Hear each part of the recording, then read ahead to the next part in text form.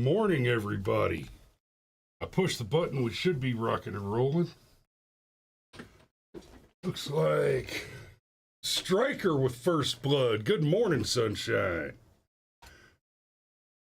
Good hit. And I see the Banhammer is with us this morning as well. Let's do this.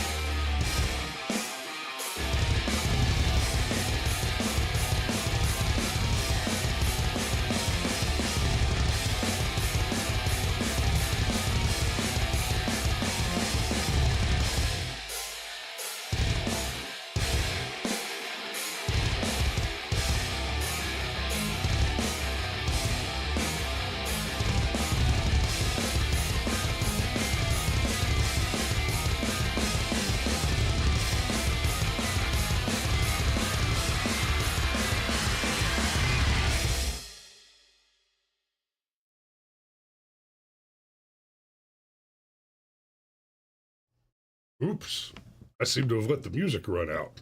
Good morning, everybody. All right, it is Firearms Friday. Happy Friday. And more importantly, it is Firearms Friday, the day before the third weekend in October, which means tomorrow is the games, the Highland Games at Stone Mountain, one of the biggest Highland Games in the world.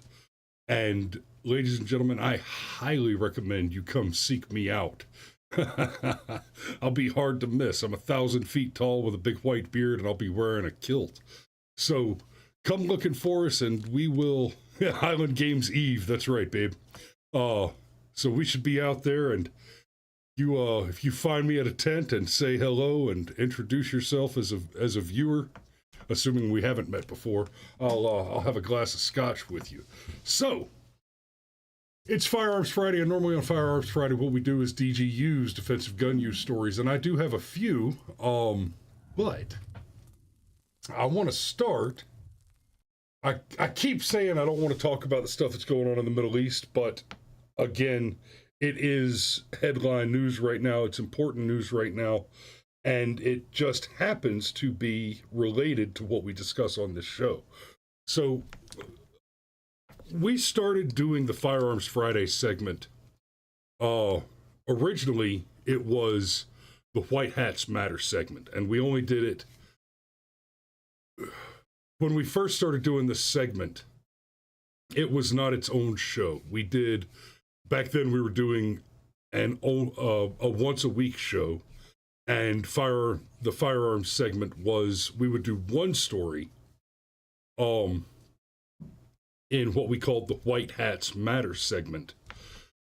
And when we went to doing the daily live show, it was decided, and I am very happy with the decision, we stick with it, to do a whole day for firearms awareness, firearms safety, and more importantly, defensive gun use. Because, of course, the point to covering these stories is to reiterate, believe it or not, the CDC numbers that suggest that dramatically more lives are saved than lost as a result of the presence of firearms in the United States. It, of course, is difficult to calculate exactly how many lives are saved by armed citizens annually because the vast majority of those events appear to go unreported. And many of the unreported events are only visible anecdotally. Because what happens is a criminal attempts to crime, and an armed citizen merely exposes their firearm and puts an end to the situation. And the crime goes unreported. Now, I would love to say I highly recommend that if you are ever in a position where you have to expose your firearm but do not use it, right? You let the criminal live, or you let him escape, you let him get away. I want to tell you that you should immediately call the police, report that a crime occurred, and see that the criminal is apprehended. But the fact of the matter is, you can't trust the police. You certainly can't trust this current crop of police who are deeply corrupted and aggressively authoritarian, who want to disarm you. And so I don't find it unreasonable at all that the vast majority of these incidences go unreported. But even with the majority going unreported, the CDC numbers on the case tell us that somewhere conservatively between 2 and 4 million crimes are thwarted by armed citizens per year. That's a significantly higher number than the couple of thousand homicides per year. And they want to tell you that I don't have all the numbers off the top of my head this morning, but you're constantly told that there are X number of gun deaths per year, and they conveniently leave out that more than half of those are suicides, which should absolutely not be included in those figures because they're only incidentally involving a firearm. Please believe me when I tell you that someone who wants to take their own life will find a way to do it. The firearm is a convenient option in those cases, but if they're committed to the activity, the firearm is incidental to it. They'll find a way. And I'm not going to make this a referendum on suicidality and what you should do to protect your loved ones if you have suspicions. That's besides the point.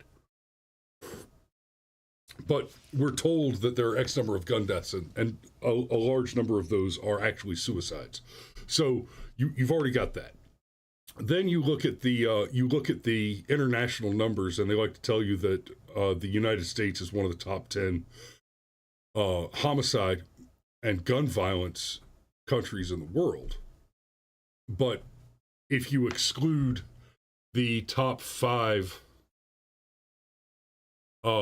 strictest gun control cities in the country, which is it's LA, it's Chicago, it's Detroit. I forget what the other 2 are. Surprisingly, New York is not one of the top 5, but excluding those 5 cities where gun control is rampant, Democrats are in charge, and gang crime is out of control, we're in the bottom 10 for gun violence in the world, right? So those, there are liars, damn liars in statistics. Statistics don't lie, but liars love statistics. These are all true things. And that's why we talk about this on the show. That's why we have this show every week to talk about and give some credit to the stories where a lawfully armed citizen does right by himself, by his family, by his people, and defends life and property against the ravages of an ungrateful authoritarian left. What does this have to do with Israel? So, everything going on over there, you have to remember that Israel is a tiny little country that is literally bordered on all sides by terrorist, state terror sponsors and terrorists who seek to exterminate the entire population of the country.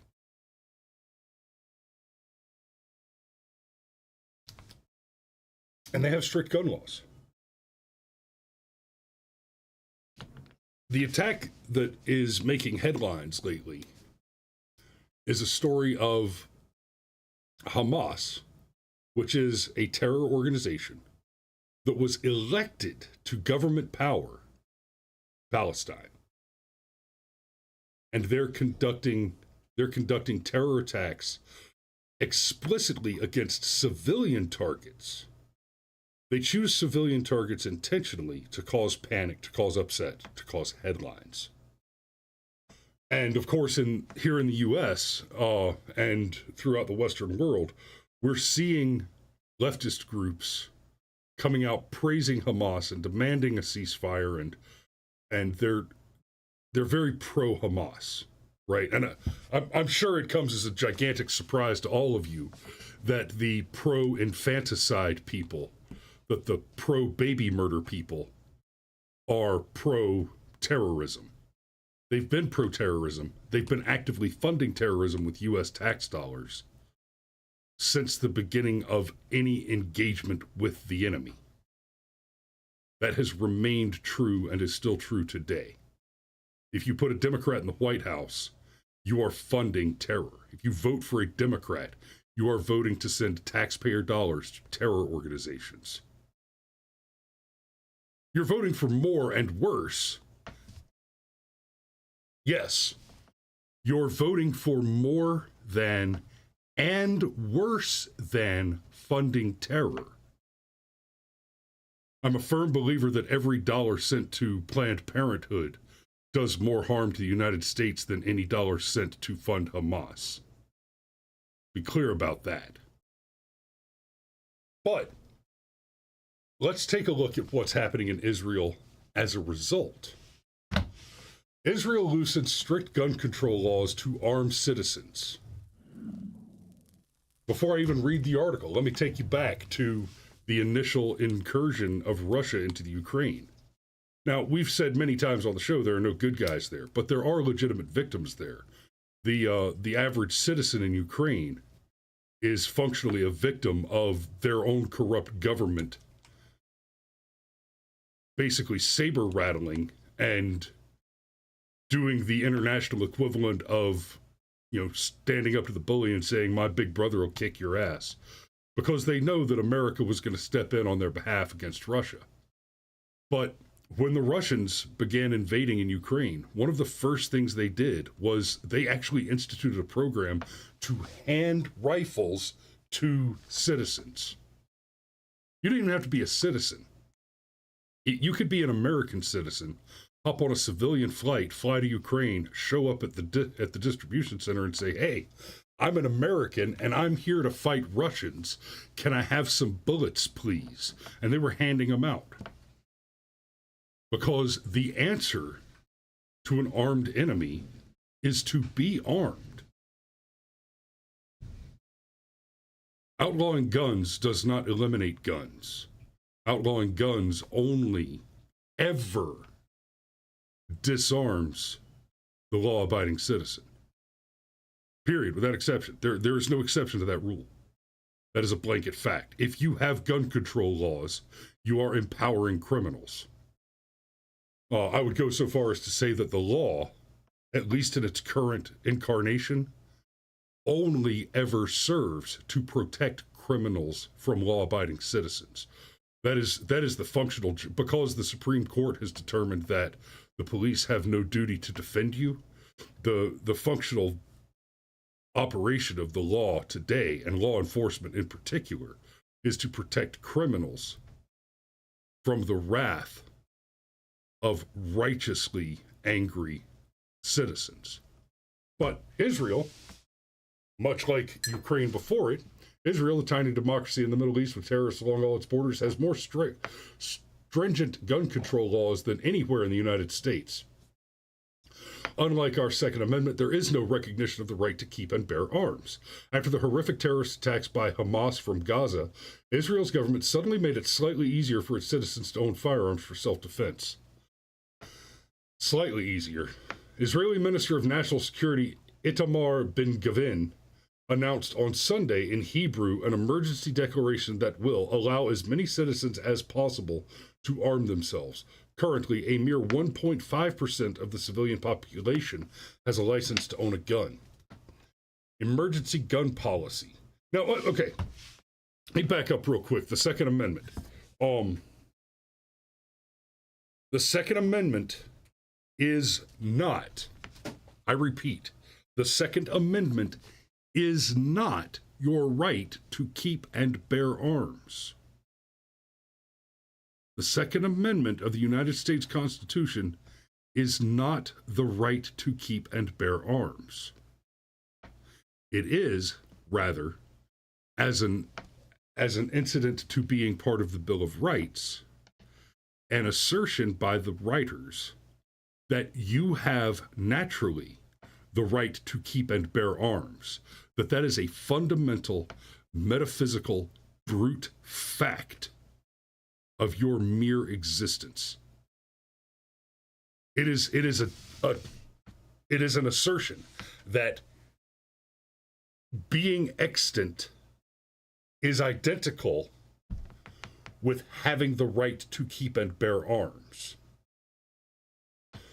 What the Second Amendment is a prohibition on the government interfering with a right that is metaphysically intrinsic to your existence. That you are is the same as having the right to defend yourself against your being not, or being made not to be. A Sergeant Major says, like the right to breathe. Correct. That you exist entails that you have the right to breathe. The Second Amendment is a prohibition on the assumption of authority by an organized managerial administrative organism to offer any prohibition or restriction on a right which is natural to you.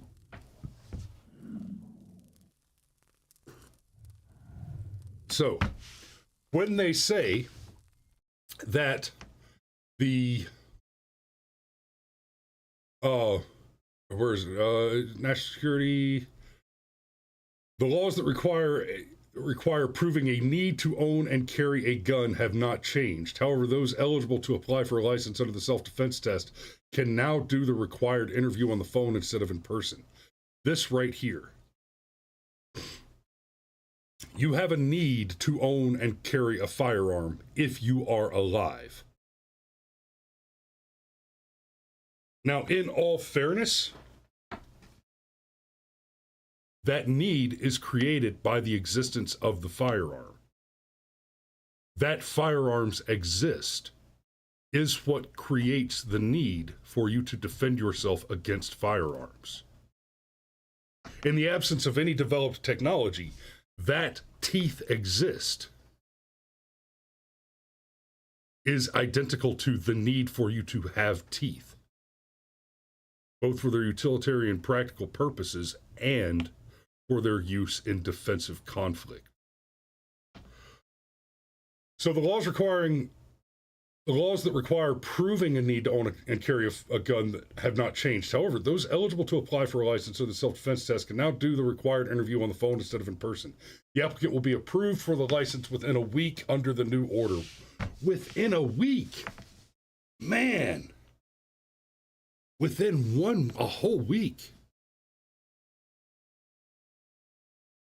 License to carry a firearm, like all licenses, is the case of an armed authoritarian state using force and the threat of your imminent murder to coerce you into purchasing back from them at cost and under condition rights which naturally belong to you and have been usurped in violation of natural law by a violent organization. That is true of every license without exception.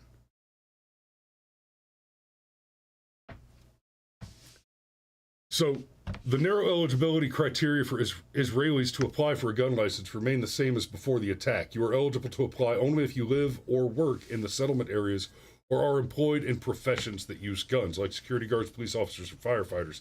Active duty military veterans of a certain rank, and special forces can also apply. Of a certain rank, fuck you. That chaps my ass more than you could imagine. Sergeant Major points out, including property tax. Yes, property tax is akin to a licensure to exist on property, obviating the notion of private property ownership, which is one of the primary pillars of communism. That's why we have property taxes in the United States.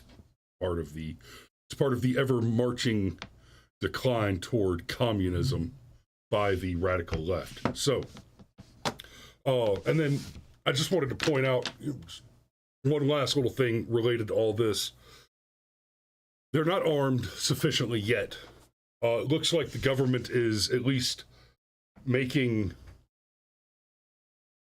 shall we say, attractive overtures toward the pretense of arming the populace adequately. It's insufficient, obviously, because they're still requiring licensure. The correct answer is, holy shit, I'm surrounded by terrorists, give everybody a fucking gun. It's not complicated. I spent a year living on command outposts and forward operating bases in Afghanistan. In those places, I was surrounded, outside of the walls of our bases, always and everywhere, by people, not all of whom were the enemy, but any of whom could be. They were visually indistinguishable from one another until they began to engage in unpredictable kinetic engagement. Throughout that period, I remained armed. I carried an M16 with iron sights, like it was the fucking Civil War.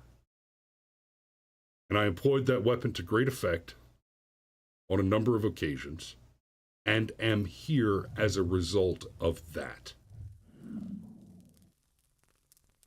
Now, that's a little different than being a native-born Israeli citizen, because I went there as part of a combat force that entered voluntarily with the intent to engage in armed conflict. To be the natural-born citizen of a country that is entirely surrounded by hostile agitators and enemies and assailants and aggressors. There is no choice there. The only choice you have in that instance is to emigrate to another location, which would probably be the wise maneuver. But the Israeli people are attempting to hold their ground against an ever-increasing threat while being handcuffed by their own government by being restricted in their ability to defend themselves. Think back for a moment to the Canadian truckers'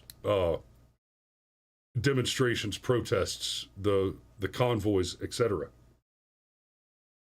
And one of the things we heard was that the Canadian mounted police were refusing to interdict in many instances because there was the possibility that some of the truckers might be armed. Now, if we're being fair, a lot of truckers involved in that were American truckers who were shipping things from U.S. to Canada and carrying shipments from Canada to the U.S. And even though the Canadians don't allow things to go across the border in theory, I could promise you this: if I am driving a truck and I have to cross a border where I'm not allowed to have firearms, there are firearms well hidden in that truck. That would absolutely be the case. When the law is against you, you become an outlaw. Right? when bananas are outlawed, only outlaws will have bananas. The guns, man, guns. But in that case, the mere theory of the presence of firearms was an effective deterrent against hostile authoritarian government interdiction. Arm the fucking people. It's not complicated. Give them rifles. Let them have rifles. Right? I mean, I don't even necessarily mean to say give them rifles. Right? Obamacare was a travesty because your right to seek and acquire medical treatment does not create a burden or a responsibility for me to fund your medical treatment.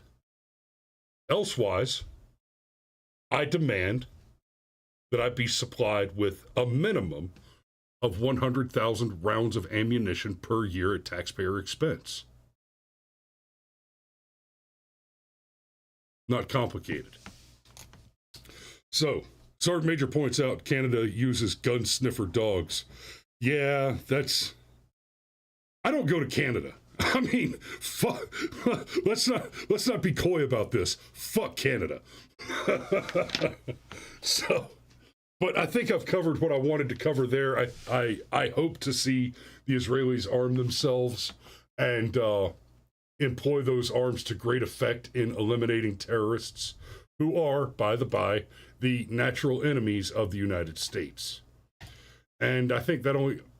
damn it, come on. Open up. There you are. I think that really only leaves me time for one story, but since we're close to Halloween, it turns out I have a story that, ooh, where'd the headline go?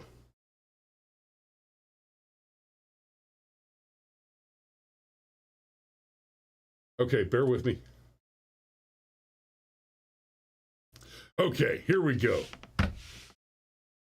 3 local residents hospitalized after alleged axe attack and shooting. Holy shit. Okay, Bel Air Police, Bel Air, Ohio, are investigating a Monday morning domestic incident that left 2 men and a woman hospitalized. Bel Air Police Chief Watson tells 7 News that his department received reports of shots fired early Monday morning in the area of 41st and Noble Streets. This is a little Halloweenian.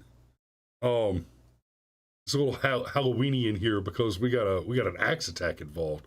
Officers arrived and learned that a male was allegedly attacked and struck with an axe. The man then reportedly shot the assailant in self-defense, according to police.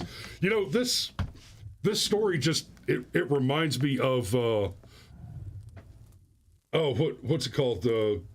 I think it's Matt Best and them did a video on YouTube about veterans in horror movies, and it's just hilarious.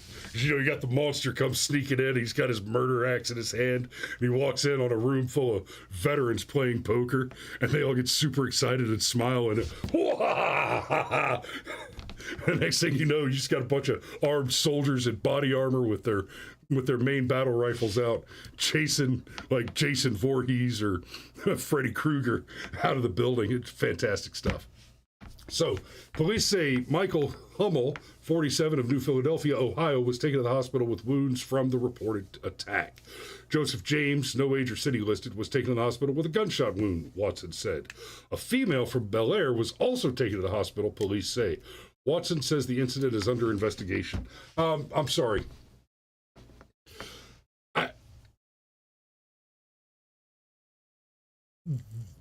They're really light on details here.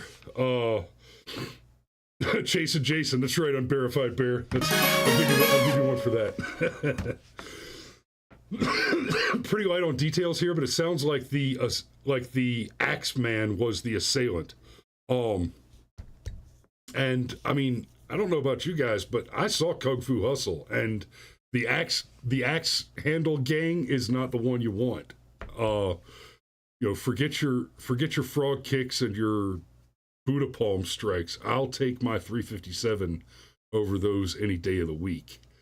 We do not appear to have anybody passing away in this one, but given that the shooter was apparently first struck with an axe and then returned fire, I'd love to have the man's address so I could send him a white hat, because I mean, cheers, brother. That's sticking to the guns, as it were. So, let me go ahead and put a button on this one. Gotta get out the door, get the Friday over with so I can get out the door and get to the Highland Games tomorrow morning, where I hope to see as many of you as possible. I would especially love to see you, Alex, out there at the games tomorrow. That would be the shit. Come by and look us up. So, yeah, going into the weekend, y'all be safe out there. Don't drive drunk, don't fry bacon naked, and, you know, try not to fall off your golf carts at the games, my man. We love you, and we will see you on Monday.